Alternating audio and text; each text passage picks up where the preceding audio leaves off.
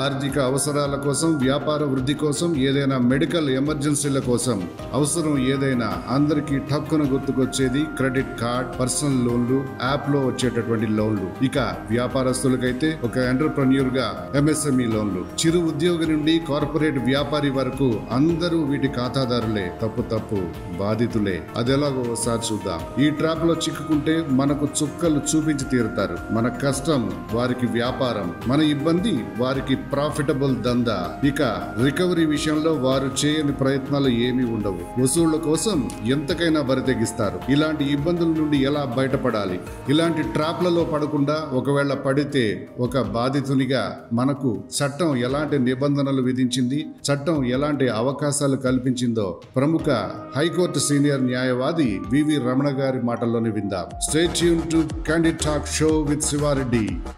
Candid talk show ప్రోగ్రాంకి స్వాగతం. ఈరోజు ముఖ్య అతిథిగా హైకోర్టు అడ్వకేట్ వివి రమణ గారు మన షోకి వచ్చారు.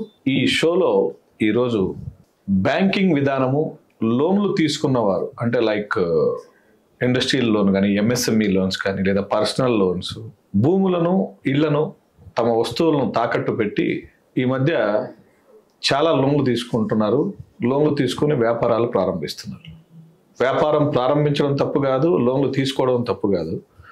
కాకపోతే మార్కెట్లో ట్రెండ్స్ సరిగా లేకనో, బిజినెస్ సక్సెస్ కాకనో majority of the MSME units మూతపడుతున్నాయి. ఎంఎస్ఎంఈ యూనిట్స్ అంటే small and medium scale units ఎక్కువగా మూతపడిపోవడం జరుగుతుంది. అయితే ఈ మూతపడిపోవడం అనే విధానము, ఏదైతే కంపెనీ మూసివేయబడడం అనే విధానం ఎలాగైతే ఉందో అది కేవలము అంతటితోనే ఆగక ఆ ఇండస్ట్రీ పెట్టిన వారి యొక్క జీవితాలను ఆర్థికంగా చిన్నాభిన్నం చేయడం జరుగుతుంది. ఉన్న ఆస్తులు బ్యాంకులు తాకట్టులో ఉండడము, ఆ తాకట్టు పర్యవసానంగా వీరి మీద బ్యాంకుల వాళ్ళు కేసులు వేయడము, కేసులతోనే సరిపెట్టుకోక ఈ కలెక్షన్ ఏజెన్సీస్ వీరి ఇండ్ల మీద పడి ఆ కలెక్షన్ ఒత్తిడి పెంచి మానసికంగానో ఆర్థికంగానో ఈ కంపెనీలు ఎవరైతే పెట్టారో ఈ ఎంటర్‌ప్రెన్యూర్ కావాలని, ఏదో సాధించాలనే ఆశయంతో ప్రారంభించిన వ్యాపారాలు చివరికి ఈ చాలా వరకు ఎక్కువ శాతం మంది ఇలాంటి కష్టాల్లోకి వెళ్ళడం జరుగుతుంది. ఓవరాల్గా మనము ఈ బ్యాంకింగ్ వ్యవస్థ, వారు పెట్టే ప్రెషర్స్ కావచ్చు, ఈ ఆర్థికంగా ఎదుర్కొనబోయేటటువంటి కేసులు ఎలా ఉంటాయి, ఏంటి వాటి యొక్క పర్యవసానాలు ఎలా ఉంటాయి, ప్రభుత్వం మనకు ఎలాంటి రక్షణ ఇస్తుంది, ఇవన్నీ కూడా మనం ఈరోజు అడ్వకేట్ గారితో మాట్లాడుకోబోతున్నాం. Welcome to our show sir. Sir చెప్పండి. ఈనాటి ప్రశ్న అంటే ప్రశ్నే కాదు, ఇది ఒక సమస్య. చాలా మందికి ఉద్యోగం చేసుకునే వాళ్ళకు వ్యాపారం చేయాలనేటటువంటి కోరిక. సో వ్యాపారం చేయాలి అనేటటువంటి కోరికతో కొంత డబ్బు వాళ్ళు దాచుకున్నది, మరి కొంత బ్యాంకుల నుంచి రుణాలుగా తీసుకొని వ్యాపారాలు ప్రారంభిస్తారు. అయితే అనుకునేవన్నీ సక్రమంగా జరగవు కాబట్టి మార్కెట్ ఒడిదుడుకులను, కాంపిటీషన్స్ను, వీటన్నిటి తట్టుకుని ముందుకు వెళ్ళిన తర్వాతనే విజయం అనేది మన చెంత ఉంటుంది. సో వీటి మధ్యలో 100లో 80% మంది ఎంటర్‌ప్రెన్యూర్స్ కష్టాలు పడుతూనే ఉంటారు. ఈ కష్టాల్లో భాగంగా బ్యాంకుల వారి ఒత్తిడి. సో ఏంటి మీరు ఎలా అంటే ఒక న్యాయ వ్యవస్థ ఈ సమస్యల బారిన పడిన వారికి ఎలాంటి రక్షణ ఇస్తుంది? రక్షణ అంటే ఇప్పుడు బ్యాంక్ దగ్గర రుణాలు తీసుకున్నప్పుడు ఒక ప్రాజెక్ట్ రిపోర్ట్ అని ఇస్తారు సార్, వైబుల్ రిపోర్ట్ అంటారు. ఆ రుణం ఇచ్చినప్పుడు బ్యాంకులు కూడా చూసుకుంటారు కదా వాళ్ళ యొక్క కెపాసిటీ ఎంత వస్తుంది, ఏంటంటే గ్యారంటీగా డెఫినెట్ గా తీసుకోవాల్సి వస్తుంది. గ్యారంటీగా immovable property, personal guarantee, guarantee కూడా ప్రాపర్టీస్ కూడా వాళ్ళ సొంత ప్రాపర్టీలు పెడతారు, బంధువులది కావచ్చు, స్నేహితుల దగ్గర నుంచి కానీ తీసుకుంటారు. పర్సనల్ గ్యారంటీస్ కూడా తీసుకుంటున్నారు. పర్సనల్ గ్యారంటీ పర్సనల్ గ్యారంటీ కూడా తీసుకుంటారు. అవి ఏమవుతుంది అంటే బ్యాంక్ కొంచెం రన్ అవుతారు, కొంతమంది ఏంటంటే కొన్ని రన్ అవుతాయి, కొన్ని రన్ కాకపోవచ్చు. ఆ కాలమాన పరిస్థితుల ప్రకారం ఫెయిల్ అవుతారు కొంతమంది. అంతేలేండి సార్, మార్కెట్ ఒడిదుడుకులను తట్టుకొని ముందుకు సాగిన తర్వాతే కదా. కొన్ని ఏమవుతాయంటే ఆ ప్రోత్సాహకాలకి కొన్ని గవర్నమెంట్లు ప్రోత్సాహకాలు ఇస్తారు సెక్టర్స్ అండి. ఆ సెక్టర్స్ కి దానికి కొంతమంది ఆకర్షణకి లోబడి ఎంటర్ప్రీనర్స్ గా మారుతారు. ప్లస్ లోన్లు కూడా ఇవ్వడం కూడా బ్యాంకు కేంద్ర ప్రభుత్వమే అనౌన్స్ చేస్తుంది, ఈ ప్రాధాన్యత ఇవ్వండి ఈ సెక్టార్స్ కి ఇవ్వండి ప్రాధాన్యత, ఇండస్ట్రియల్ హౌసింగ్ అని చెప్పేసి స్మాల్ స్కేల్ ఆ ప్రాధాన్యత, ఆ ప్రకారం లోన్లు బ్యాంకులు కూడా ఇవ్వడానికి ముందుకు వస్తాయి. అటువంటివి అప్పుడు బ్యాంకులు రుణం ఇచ్చినప్పుడు వాళ్ళు కరెక్ట్ గా వినియోగించుకోగలగాలి. అది పూర్తిగా 100% వినియోగించగలిగితే, ఎప్పుడైతే వినియోగించగదలుచుకోలేదో చేయలేకపోయారో అప్పుడు బ్యాంకులు అన్నది వాళ్ళ వినియోగించుకోవడం అంటే సార్ వాస్తవంగా ఏంటంటే మీరు చెప్పింది కరెక్టే. ఎందుకంటే మీకు ఇచ్చిన డబ్బును సరైన మార్గంలో వినియోగించమంటారు. ఈ ఎంఎస్ఎంఈలో వచ్చే పెద్ద ప్రాబ్లం ఏంటంటే సార్, ప్రాజెక్ట్ రిపోర్ట్ ఒకటి ఉంటుంది. ప్రాజెక్ట్ రిపోర్ట్లో గైడ్ లైన్సెస్ బాగుంటాయి, విజన్ బాగుంటుంది, ప్రాఫిట్ రిస్ట్రిక్షన్ అంతా బాగుంటుంది. చివరిగా ఏంటంటే ఈ వర్కింగ్ క్యాపిటల్ యూటిలైజేషన్ తర్వాత ఆ ఎండ్ ప్రోడక్ట్ తినే టయానికి 1 సంవత్సరం 2 ఏళ్ళు పడుతుంది. ఈ 2 ఏళ్ళ సస్టైనబిలిటీలో వీరి యొక్క కష్టం అంతా వెళ్ళిపోతుంటది. ఈ 2 ఏళ్ళు నిలకడగా నిలబడలేని స్థితిలో ఉండడం వల్లనే సమస్యలు వస్తుంటాయి.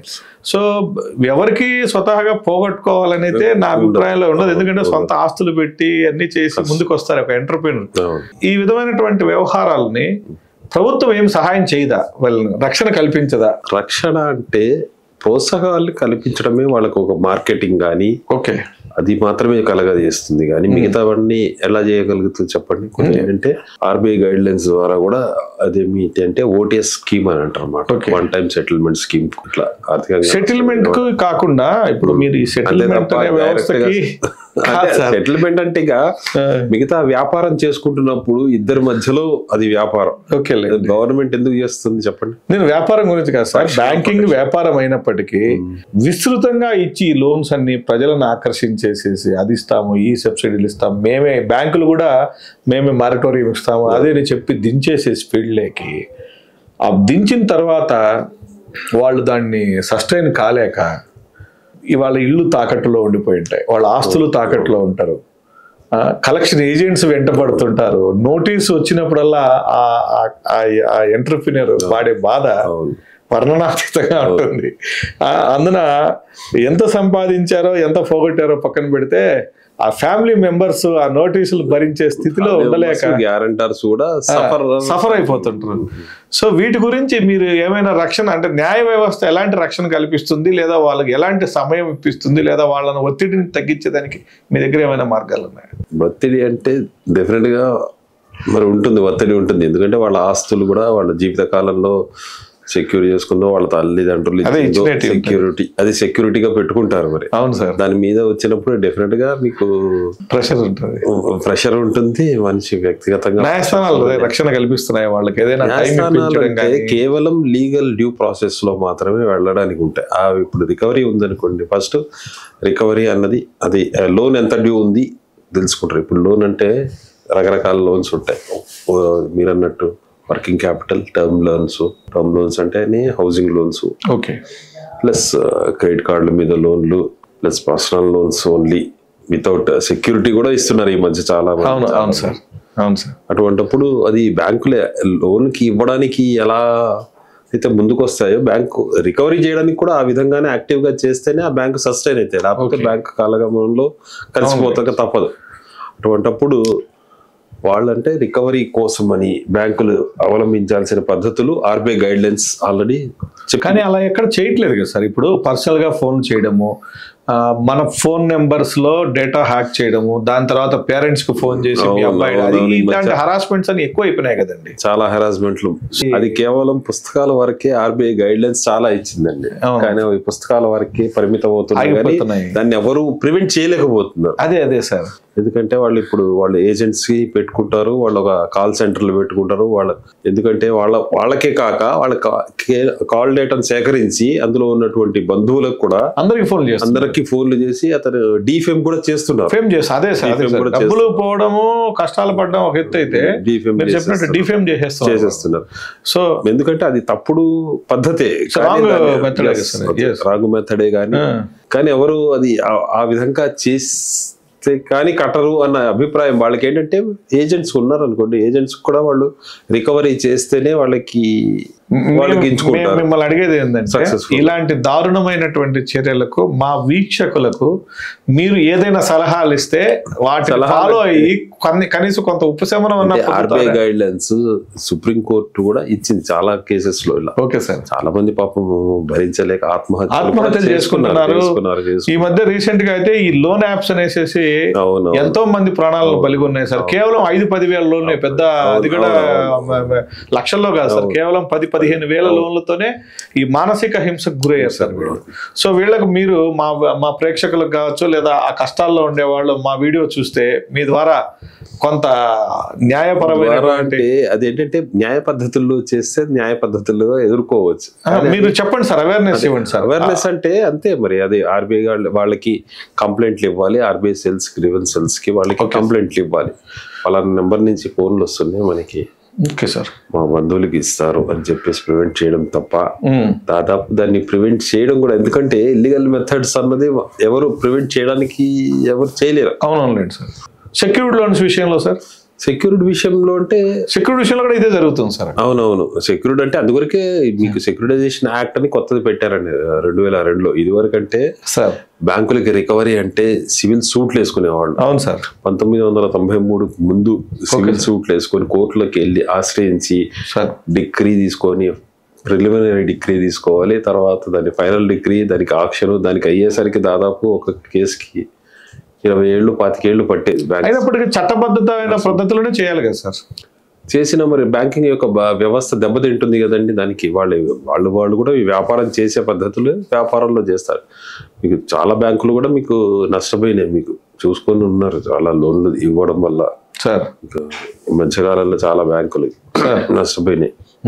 అందుకొరకే 1993లో సార్ గవర్నమెంట్ ఆఫ్ ఇండియా ఒక చట్టాన్ని తీసుకొచ్చింది సార్. అదేంటే దానికి రికవరీకి రుణాలు వసూలు చేసుకోవడానికి కోసమని స్పెషల్ ట్రిబ్యునల్స్ పెట్టారు. రికవరీ ట్రిబ్యునల్స్, సర్ఫేస్ యాక్ట్ అని ఒకటి తీసుకొచ్చారు. సర్ఫేస్ యాక్ట్ 1993లో తీసుకొచ్చారు. ఓకే సార్, తీసుకొచ్చారు. సార్ ఈ యాక్ట్స్ వల్ల ఇద్దరికి బెనిఫిటే కదండి సార్, అంటే న్యాయపరమైనటువంటి విషయాలు ఇద్దరికి తొందరగా తీరిపోతాయి కదా. తేలిపోవాలంటారు కానీ అది కూడా కాస్త కాలయాపన జరుగుతున్నాయి. Okay sir. దానికంటే ఇంకా అందుకొరకే వాళ్ళు స్కీమ్లు కూడా తీసుకొస్తుంటారు. ప్రతి బ్యాంకు కూడా ప్రతి సంవత్సరము ఒక్కొక్క స్కీమ్ తీసుకొస్తుంటారు. మీరు బ్యాంకులకు ఎలాగైతే న్యాయ సలహాలు ఇస్తారో ప్రజలకు కూడా కొన్ని న్యాయ సలహాలు ఇవ్వండి. Prevention of these kind of harassments and వాళ్ళు పెట్టే మాస్ ప్రెజర్స్ ని తట్టుకోవడానికి కావాల్సిన ధైర్యాన్ని, కంప్లైంట్లు ఇవ్వాలి. ధైర్యం అన్నప్పుడు ఫస్ట్ అయితే కంప్లైంట్లు ఇవ్వాలండి. ఇల్లీగల్ గా సార్ వాళ్ళు పోలీస్ కంప్లైంట్ చేసే రైట్ ఉందా సార్? ఇలా ఎవరైనా కానీ కంప్లైంట్ ఇస్తారు కానీ ఇంకా పోలీసులు వాళ్ళు కూడా తొందరగా తీసుకోవడానికి సిద్ధపడరు. సివిల్ డిస్ప్యూట్స్ కాబట్టి వాళ్ళు సిద్ధపడ్డారు తొందరగా తీసుకునడానికి, కేసు రిజిస్టర్ చేయడానికి. కానీ కంప్లైంట్లు మాత్రం పంపిస్తూ ఉండటం బెస్ట్. తర్వాత ఆర్బీఐ వాళ్ళకి కూడా కంప్లైంట్లు లాడ్జ్ చేసేయచ్చు. ఈవెన్ వాళ్ళ ఏ బ్యాంక్ అయితే తీసుకుంటారో వాళ్ళ బ్యాంకుల్లో కూడా ఉంటాయండి గ్రీవెన్స్ సెల్స్ ఉంటాయి. ఆ గ్రీవెన్స్ సెల్స్ కూడా ఉంటాయి. వాళ్ళకు కూడా కంప్లైంట్ ఇవ్వచ్చు. యాక్చువల్ గా ఈ అంబూజ్మెంట్ అని ఉంటది. ఏంటి సార్ అది? అదే కస్టమర్స్ ఏమైనా డెఫిషియన్సీ ఆఫ్ సర్వీస్ బ్యాంక్ వాళ్ళు చేస్తే దానికి ఇంకా అడ్వకేట్లు అక్కర్లేదు, కేవలం వాళ్ళ వ్యక్తిగతంగా వెళ్ళి కంప్లైంట్ చేయొచ్చు. ఓన్లీ ఖాతాలు వివరాల వరకైనా సార్ ఇలాంటి deficiency of service by the లోన్ల విషయంలో ఇలాంటి సర్వీస్ చేయొచ్చా సార్? చేయొచ్చు. Okay sir. సో తర్వాత ఇప్పుడు ఈ కలెక్షన్ ఏజెంట్స్ ని ఇంటికాడికి వచ్చి కంటిన్యూగా హరాస్ చేస్తుంటారు సార్. సో వాళ్ళను అరెస్ట్ చేయడానికి, అరెస్ట్ ఇన్ ద సెన్స్ వాళ్ళను అక్కడి నుంచి పంపడానికి కావచ్చు, లేదంటే వాటికి చట్టపరంగా మీరు ఆర్బీఐ గైడ్ లైన్స్ ఇచ్చిందండి. ఏజెన్సీలు పెట్టుకోవచ్చు, వాళ్ళని ట్రైన్ చేయాలి, ఏమేమి ఏ సమయంలో వాళ్ళకి డిస్టర్బ్ చేయకూడదు, ఏ టైంలో ఉండాలి అనేది కూడా చాలా గైడ్ లైన్స్ ఇచ్చినాయి. ఇప్పుడు ఇదివరకు అంటే దారుణంగా చేసేవాళ్ళు. ఇప్పుడు మార్నింగ్ 9 నుంచి 5 లోపునే ఏదైనా డిస్కషన్ చేయాలి, 5 తర్వాత మళ్ళీ వదిలేసేసి వెళ్ళాలని కొన్ని విన్నాను నేను. నిజమేనా సార్ అది? కొన్ని ఉన్నాయి గైడ్ లైన్స్, కానీ కొన్ని అందరూ పాటించారు అంతే.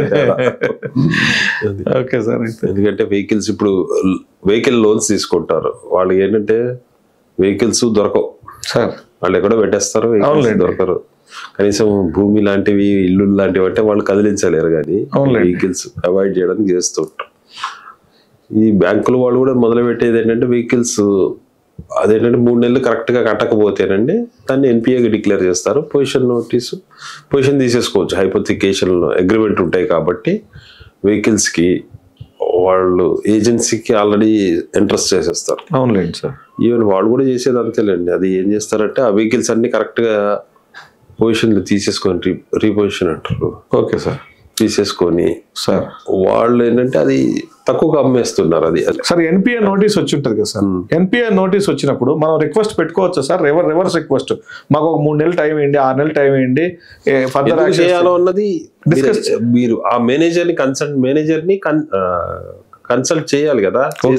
దీనివల్ల ఇక్కడ ఆగిపోయింది, దీనివల్ల వస్తాయి మాకు ఇవన్నీ చెప్పేసి నేను చేయొచ్చు కదా sir. So next sir NPA తర్వాత నెక్స్ట్ స్టెప్ సార్. ఎన్పిఏ వచ్చిన తర్వాత వాళ్ళు ఏమైనా ఎన్పిఏ బ్యాంక్ వాళ్ళు నెగ్లిజెన్సీ అది ఉన్నప్పుడు డెఫినెట్ గా దానికి ఒక నోటీస్ ఇవ్వాలి, లీగల్ నోటీస్ మీరు అన్నట్టు. లేదంటే అంబుడ్స్మెన్ కూడా అప్రోచ్ అవ్వచ్చు సార్. ఏదైనా డెఫిషియన్సీ ఆఫ్ సర్వీస్ బ్యాంకు ఏంటంటే బ్యాంకులు కొన్ని ఏంటంటే సమయానికి మీకు వర్కింగ్ క్యాపిటల్ అందజేయలేవు. వాడికి ఈవెన్ లిమిట్ శాంక్షన్ చేసినా కూడా రిలీజ్ చేయడం, తిప్పిన రోజుల్లో కూడా మనం పనిష్ చేయొచ్చు. Okay sir. ఎందుకంటే అది చేయొచ్చు అంటే ఎప్పటికప్పుడు మనం యూటిలైజేషన్ ఆఫ్ అమౌంట్స్ అన్నది వాళ్ళకి చెప్పగలగాలి, బ్యాంక్ వాళ్ళకి చెప్పగలగాలి. అవునండి. బ్యాంక్ మేనేజర్ని చేసి వాళ్ళకి ఎప్పటికప్పుడు రిలీజ్ చేయించుకోగలగాలి. అది ఫస్ట్ మెయిన్. తర్వాత ఎన్పిఏ నోటీస్ వచ్చిన తర్వాత సార్ దానికి డెఫినెట్గా మీరు జవాబు ఇవ్వగలగాలి. ఓకే సార్, ఇందువల్ల చేయలేకపోయాము, ఇది ప్రాబ్లము అని చెప్పగలగాలి. బ్యాంకులు చేసినటువంటి ఇది కూడా తప్పుల్ని కూడా అరే ప్రాబ్లం మీరు చేసినందువల్ల ఈ ప్రాబ్లం చేసిన వల్ల ఈ డిలే వల్ల అని చెప్పేసి అప్రిషియేట్ చేయాలి. ప్రాబ్లం ఎవాల్యుయేట్ చేసుకోగలగాలి. సాధ్యమైనంత వరకు ఆ ఫైనాన్సర్ కానీ బ్యాంకర్ తోటే మాత్రం మనము అది కుదుర్చుకునే టైప్లో చేయాలి. అవి వాళ్ళు కాదన్నప్పుడు తర్వాత అడ్వకేట్ల దగ్గరికి వస్తే కోర్టులు మీకు ఏ విధంగా హెల్ప్ చేయగలరు. మొదట సమస్య పరిష్కారానికి మేనేజర్లతో చర్చలు చేయడమే ఫస్ట్ ఎయిడ్ లాగా, వైద్య పరిభాషలో ఫస్ట్ ఎయిడ్ లాగా. సో ఫస్ట్ ఎయిడ్ లో ఫెయిల్ అయితేనే డాక్టర్ కాడికి మనకి ఫైనాన్స్ చేసిందే వాళ్ళు కాబట్టి ఓకే వాళ్ళని చేసిన తర్వాత మరి కోర్టులో అన్నప్పుడు కొంచెం ఉపశమనం డెఫినెట్గా దొరుకుతుంది కదా సార్. ఇది ఈనాటి హైకోర్టు అడ్వకేట్ వివి రమణ గారితో బ్యాంకింగ్ వ్యవస్థ వాటి మీద చర్చించడం జరిగింది. మరొక ముఖ్య అతిథితో మళ్ళీ మీ ముందుకు నెక్స్ట్ ఫ్రైడే వస్తాం. Thank you. లైక్ చేయండి, షేర్ చేయండి, కమెంట్ చేయండి. స్టే ట్యూన్డ్ దక్షిణ్ టీవీ.